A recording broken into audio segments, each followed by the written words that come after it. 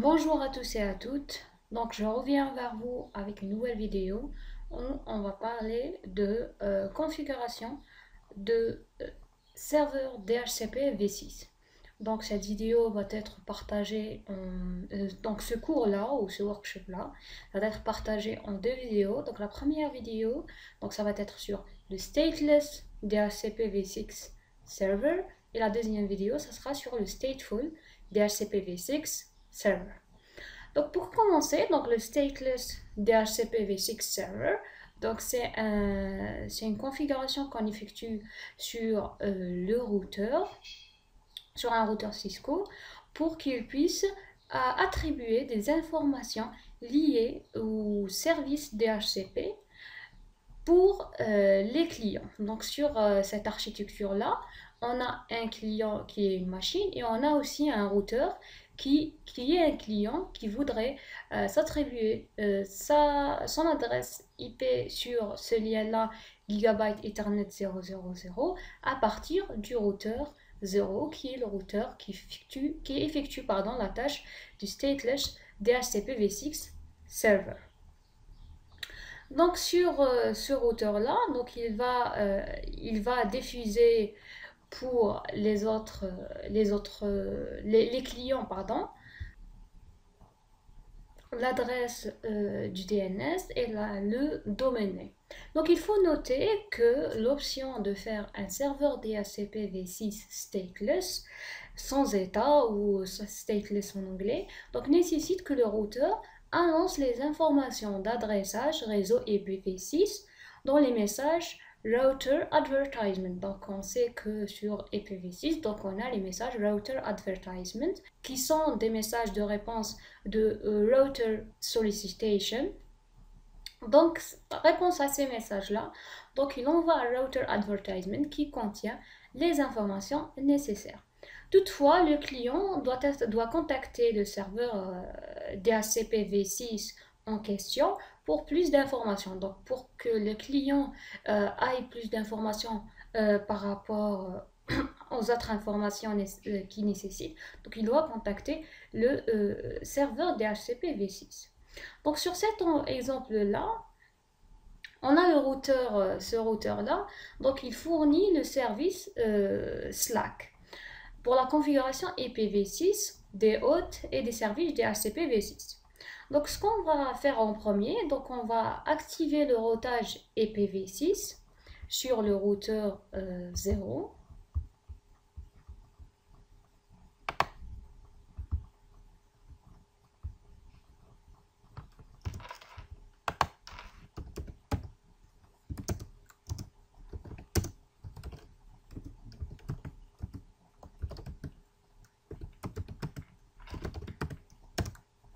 Donc on va activer le routage IPv6 en utilisant la commande IPv6 unicast routing. Après qu'on a activé le routage IPv6, donc à ce moment-là, on peut parler de toute communication IPv6. Donc bien qu'il soit nécessaire que le routeur soit un serveur DHCP V6 apatride, donc il est nécessaire que le routeur soit source de messages router advertisement de ICMP V6. Donc on effectue cela pour que dès qu'on active IPv6 unicast routing, donc le routeur commence à envoyer des messages router advertisement. Donc on va définir un nom de pool, nom de domaine de pool. Donc on va mettre IPv6 DHCP pool et on va donner un nom, par exemple IPv6 RSE stateless. Voilà. Donc là, on a créé le pool IP et DHCP V6 et on remarque que là, on a accédé à ce pool-là pour pouvoir le configurer.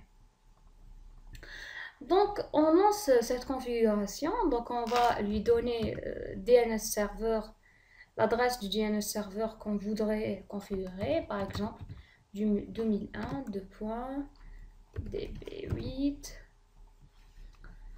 2.a4, donc les adresses d'apprentissage 1, 254 par exemple. Et on va donner le nom de domaine RSE iniv ag1.dz. Sur ce, on vient de configurer donc le pool IPv6 RSE stateless pour donner le DNS server, l'information DNS server, l'adresse DNS server et le domaine name. Donc, ce qu'on a effectué, donc ce routeur là, le routeur 0, donc on l'a configuré pour qu'il fournisse des informations DHCP supplémentaires, donc notamment l'adresse du serveur DNS et le nom de domaine pour diffuser cette information, pour que le client reçoit toutes ces informations lorsqu'il configure son adresse. Par la suite, ce qu'on va faire, on va lier ce pool d'adressage à une interface. Donc, on s'intéresse à l'interface Gigabyte Ethernet 000. Donc, on va mettre interface Gigabyte Ethernet 0/0/0. Donc, lorsqu'on est rentré sur cette interface, donc on va lui donner les adresses. Donc, IPv6, on va lui donner l'adresse locale, donc FE 80 2.2.1 link local, et on va lui donner l'adresse de l'adresse publique Global Unicast Address, donc 2001, toujours sur le même réseau, DB8 pardon, 2.acad 2.1 avec 2.1 avec un préfixe de 64. Ensuite, il est très important de définir sur l'interface quel type de routage, de serveur DHCP qui va être affecté sur cette interface, ou quel type de communication de récupération d'adresse Global Unicast Address va être affecté sur ce réseau-là pour que les clients récupèrent leur adresse IP v6.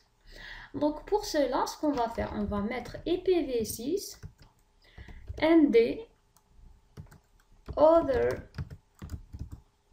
other configure flag et IPv6, on définit le DHCP server. Donc on a nommé voilà, on a nommé IPv6 RSE stateless. Donc qu'est-ce qu'elle fait cette commande IPv6 ND other configure flag? Donc cette commande là va faire en sorte que l'indicateur O ou le flag O va être changé manuellement de 0 à 1. Donc, qu'est-ce que c'est que ce flag O? Donc, on a trois types de flags. Donc, on a A flag, O flag et M flag. Donc, le A flag, donc, il nous informe que l'adresse va être auto-configured. Donc, on est sur un serveur stateless. Donc, quand le A flag il est à 1, donc il est configuré sur stateless. Donc stateless, ça veut dire que le client, lorsqu'il se connecte à ce réseau-là, il doit se procurer son adresse IP tout seul à l'aide de deux méthodes d'adressage qui est préconfigurée sur les machines.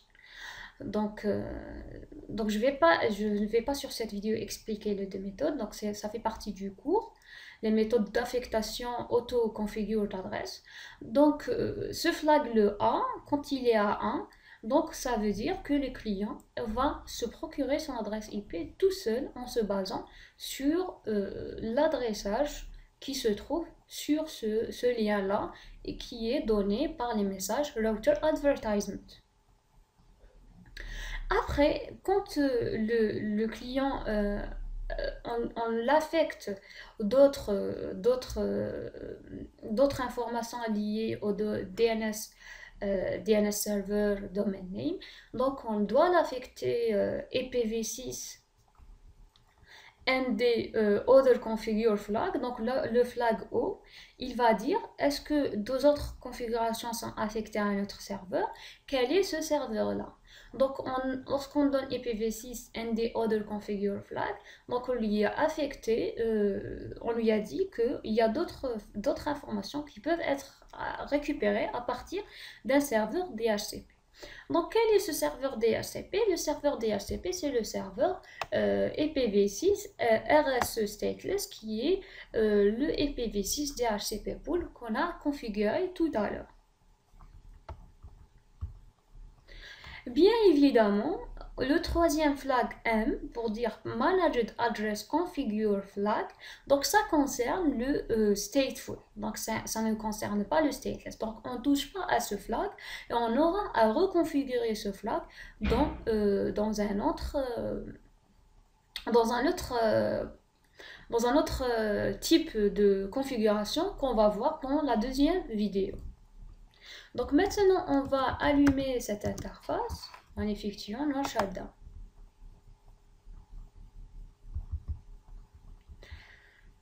Je vais aller à la machine de mon client, donc on va aller à desktop, IPv6 adresse, donc on voit que sur IPv6 configuration, donc on a statique, donc on devrait configurer les adresses nous-mêmes.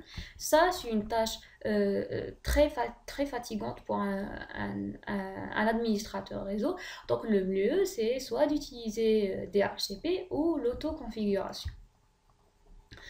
Donc, en utilisant sur l'autoconfiguration, parce qu'on est sur stateless, on trouve que on a eu l'attribution d'une adresse IP qui est sur le même réseau qu'on a configuré sur l'interface du routeur Gigabit Ethernet 000, qui est la 2001 DP8 A4 1 et la suite, c'est l'adresse qui a été auto-configurée.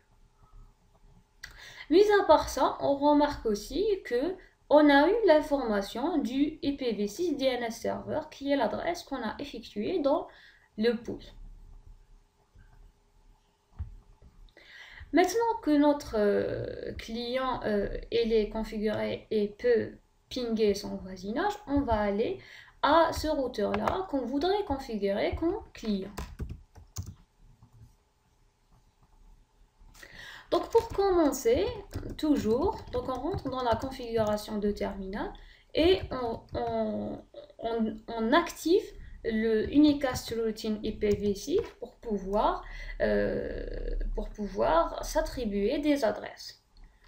Donc on rentre à l'interface concernée, donc c'est la Gigabit Ethernet 0/0/0. Je vais juste vérifier, donc c'est ça. Et je vais activer le IPv6, donc IPv6 Enable. Ensuite, je vais lui informer que pour son adressage, donc il va s'auto-configurer à partir d'un serveur DHCP.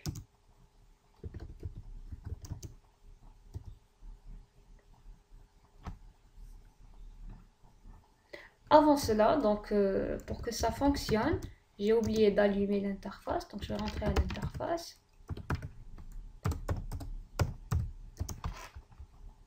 Parce que là, elle est encore en rouge. Donc, je vais mettre No Shutdown.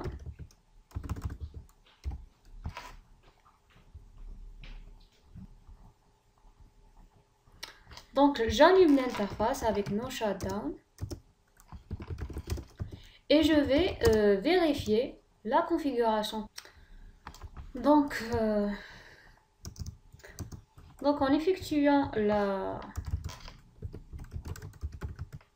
show IPv6 interface brief. Donc vous allez trouver que là il y a eu l'affectation de l'adresse IPv6 publique et l'adresse autoconfiguration de l'adresse IPv6 Global Unicast address, c'est la 2001 DB8 A4.1, donc c'est le même préfixe qu'on a utilisé sur l'interface.